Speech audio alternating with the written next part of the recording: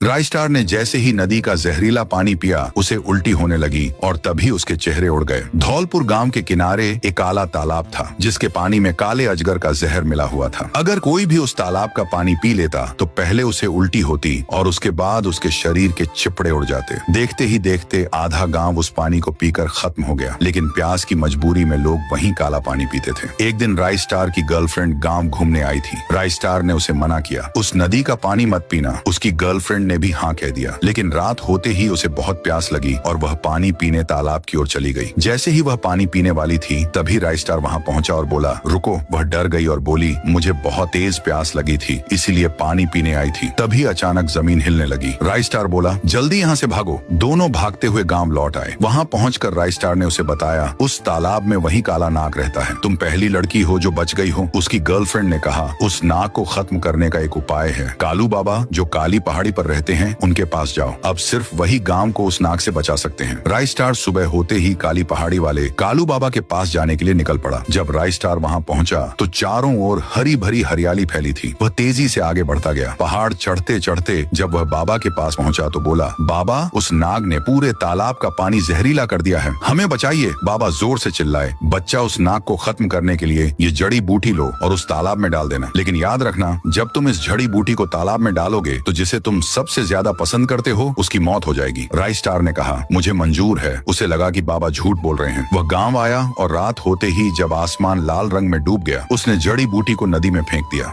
अचानक एक तेज दहाड़ गूंजी और उस तालाब का पानी लाल हो गया, लेकिन उसके बगल में खड़ी राय स्टार की गर्लफ्रेंड को अचानक उल्टी आने लगी और तभी उसके चितड़े उड़ गए। राय स्टार को तभी बाबा की कही हुई बात याद आई, जब तुम जड़ी बूटी को तालाब में डालोगे तुम्हारे किसी खास की मौत हो जाएगी।